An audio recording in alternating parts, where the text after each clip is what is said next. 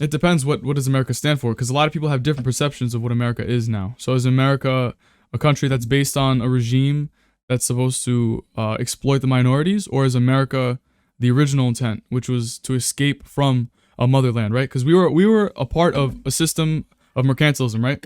There was a mother country, which was Britain. We separated from them because we were tired of being under their control.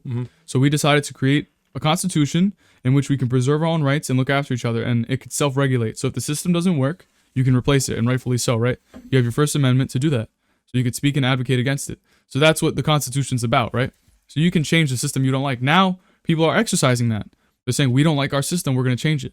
So their view of America is very different from yours. So you may be very patriotic, but someone who is... You know what? This is probably the best way somebody laid it out for me.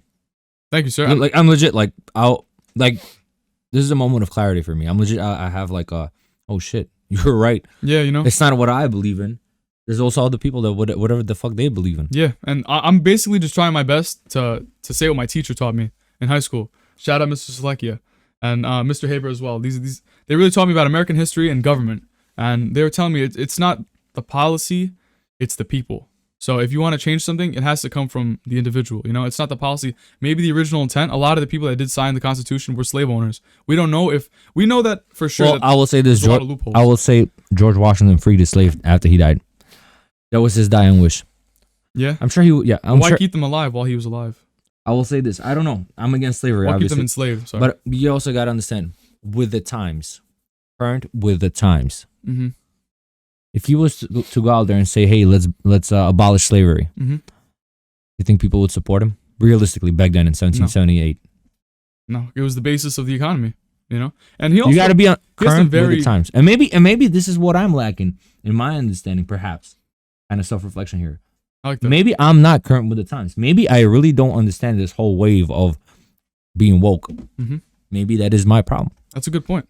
I'm glad that you can bring that up, because it definitely shows an ability to not just denounce ignorance, but to kind of look at all the aspects around you. And one of the things I like how you brought up George Washington, because he had some very noble acts in his life. He's the greatest president in the American history. He led us. You know why? He led us to victory. He was a general. It's not just that. He could have been the first king.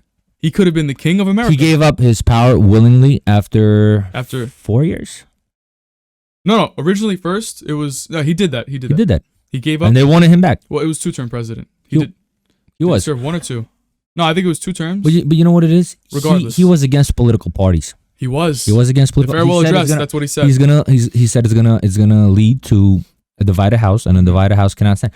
And also, beautiful. I mean, this is someone hundreds of years ago. Absolutely said this. And also, well, he kind of sided with the Federalists because you know the Federalists. At the time, they had the Democratic definition of federalism is very different. Right, they were for big government, and then you had the Democratic Republicans who were in favor of states' rights. And they during the French Revolution, the Democratic Republicans were kind of in favor with France, and then you had the Federalists who were in support of England. Well, looking at the parties back then, I could see why he was a Federalist, and I myself would have been a Federalist at the time, because we saw when the states were separated and they had their own governments, there was a different currency, a different value. They didn't exchange a lot. Soldiers did not get it. Was such a difficult task, right? Yeah. But when they formed the Continental Marines, the Whiskey Rebellion, remember that? In the 17th, I remember, I was there. Remember? Do you remember? When they formed the Continental Marines, they couldn't pay them. That was the issue during the Revolutionary War. They brought all these soldiers and Marines together, and they were unprofessional. They had very limited supplies, and they didn't get paid for years after the war because they couldn't figure out how we pay them. So the states had to kind of put in the money, then the federal government, and that was kind of the reason why the federal government became the federal government. Exactly. Yeah, they couldn't pay. The economy was failing because we had different currencies and different rates of exchanging. And at the same time, when we tried to put down a whiskey rebellion that was going on, they couldn't handle it. The states themselves couldn't stop it. So what did they do? George Washington got his troops and led them himself. That was the first and last time a president has ever gone. Badass. Imagine, that's the definition of a leader. That's the epitome of leadership, leading from within. Because a lot of times we have people that sit in chair and they give you orders, and it's really annoying. And I like your respect for your drill sergeants and stuff like that. Because drill instructors. Army has drill sergeants. We have drill instructors. Thank you for that. So your drill instructors were with you. Like when you're doing this course and training, they're yelling at you. They're running with you. You want to hear something crazy? With you, right? You want to hear something crazy? Not every drill instructor does. My drill instructors did that. I like that. And Some drill instructors like, yo, I'm not going through the mud and low crawling through the mud. Our drill instructor, there was an obstacle. It was probably 50 feet of mud. But when I say mud, I mean like sludge. You're in the mud. Like not even 50 feet. It could have been 100. And he made us do it all over 7-8 times. And he did every single time. He did it with us. And that motivates you. And he's a senior drill instructor. He's in charge. That's good. I wonder why he's at that position. You know, it's the initiative. I like that. I like hearing shit like that. He led by example. I fuck with that. Every other drill instructor like, oh, I'm not. Fuck this. You know, they're recruits. I'm a Marine. Yeah. I don't have to do this shit. But he did it. I feel like there's a side to America people don't want to look at, and whether it's present right now, because everyone's like, fuck the military, you know, they're just a bunch of ignorant assholes.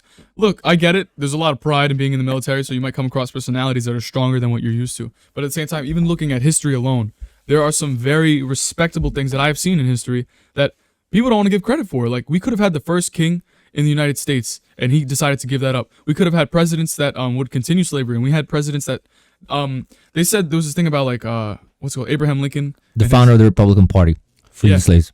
Yeah, but they were like, it wasn't to free the slaves; it was just to unify the country. So he did that as a ploy, perhaps. You know? But regardless, we are here now because of those actions. We have FDR, very democratic, right, and helping the community. We saw two different aspects. Social Security.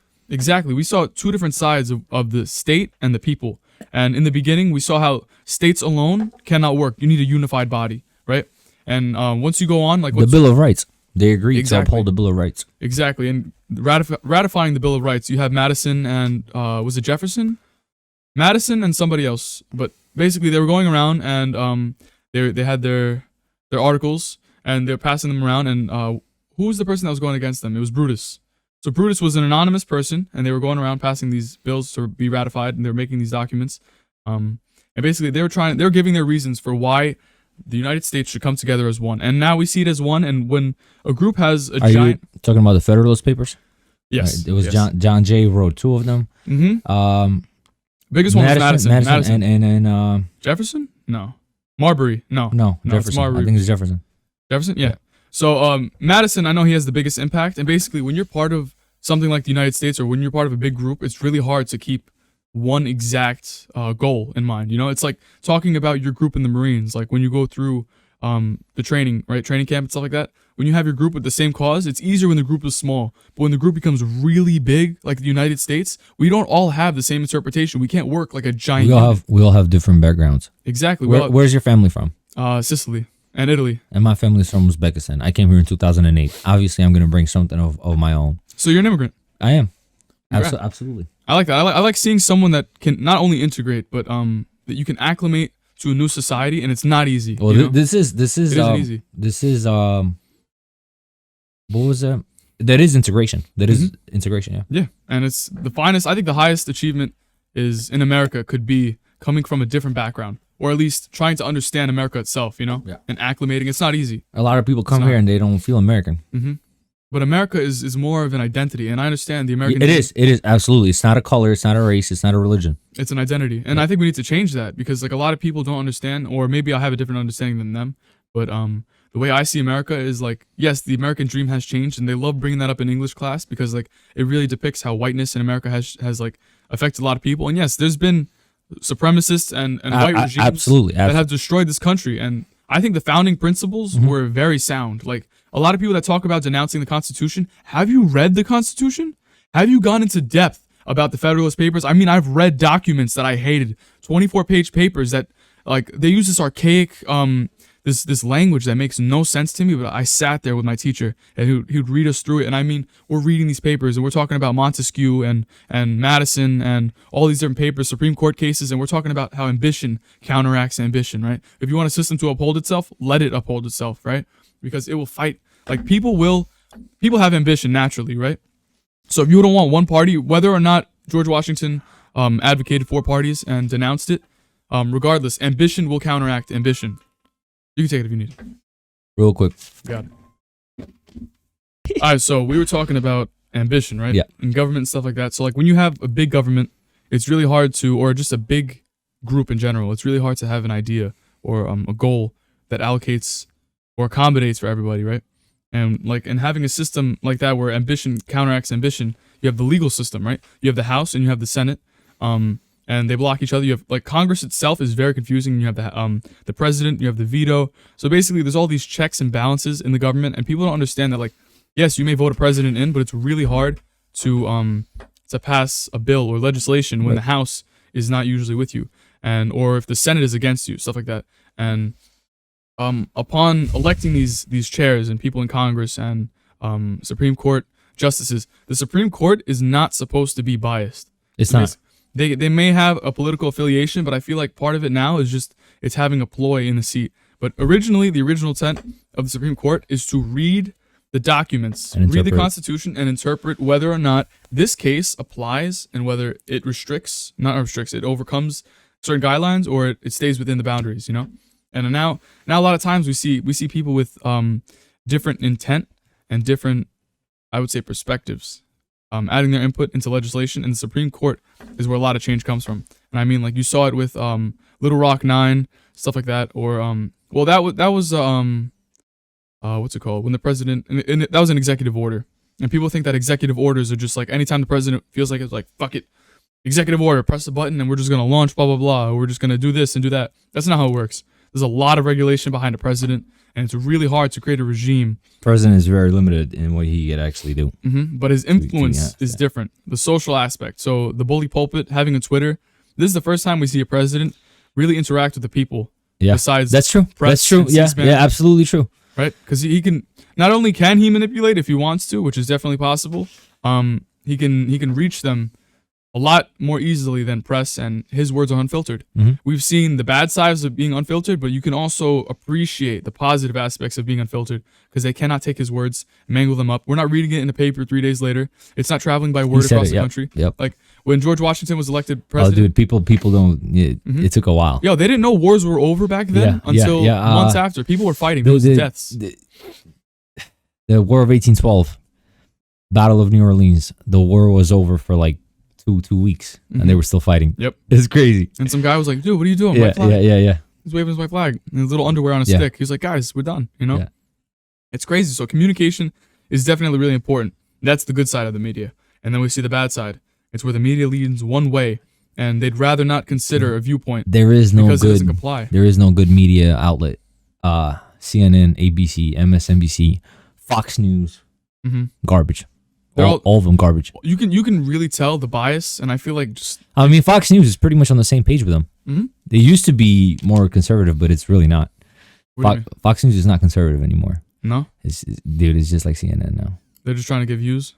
I feel like people are sacrificing their integrity for numbers, for views, for money. For it shouldn't be conservative or liberal or Democrat. It should be flat out news. Yeah. Well, if you want to do that, there is something like that. It's called C-SPAN. C-SPAN? Never heard about that. So it's the government. It's federally provided. It's on every cable network. I swear to God. I never even heard. But it sucks, and this is why it sucks. It's because you're watching it and there is no filter. What the news will do, they'll have a Supreme Court case. You will watch the opening statement, every single objection. You will have to listen to every single statement, every single witness, blah blah blah, until you get to the end. Sometimes it takes 12 hours. Sometimes it takes 4.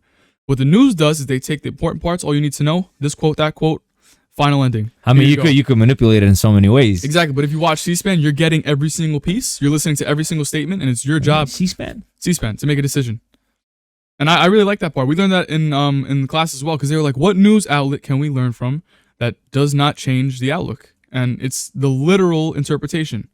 And I think people who really know their shit watch C-SPAN, and usually most of the time it's elderly people. These are also the people who vote the most, you know? Yeah. Most incumbents in the Senate are 90% likely, right, to return to their seat. Right. And that is because the elderly vote.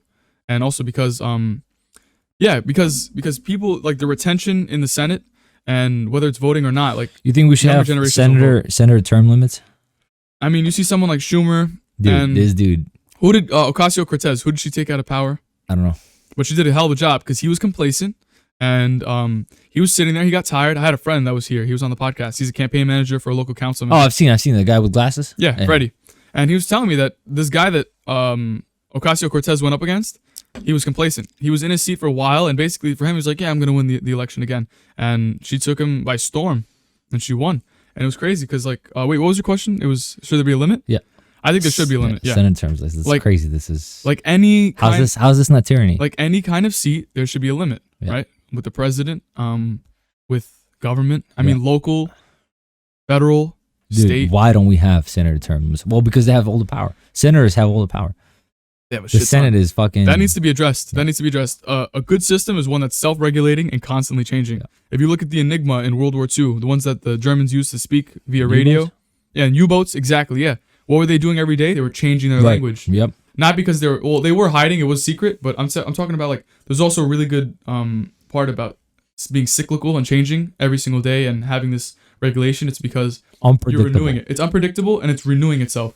Every time it re-identifies and it renews, there's aspects that they can learn about the last time that we're gonna either leave out or we're gonna add new things, you know? Dude, I can't believe you're 18. You're so fucking smart. Thank you, sir. Dude, that's I'm crazy. just taking what I've the been fuck do they told. teach you at Metropolitan? It's crazy. Dude, they teach a lot. I had some great staff, bro. Like the teachers there were phenomenal. I hated reading those documents, but I took AP Gov. Honestly, one of the best classes I ever took in my life. Incredible. Because I learned so much. I was like, why is the media talking about this?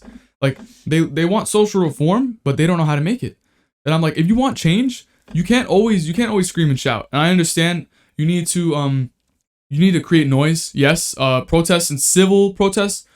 Bro, I'm 100% with that. But at the same time, if you do not take legislative action, kiss that shit goodbye, because nothing will happen. You know. Absolutely. So you need someone that has a seat like that, and I really want to have a politician on eventually, where we could like, you know what, let's do our own little form of change. Whether we're making a stop sign somewhere or we're doing this or that, I want to show the people that it's possible. It starts with the grassroots. It starts with the people, and from all walks of life, all colors, all preference, all perspectives can make change. And we have someone that's going to teach us that, and that's what I'm really trying to do. You know.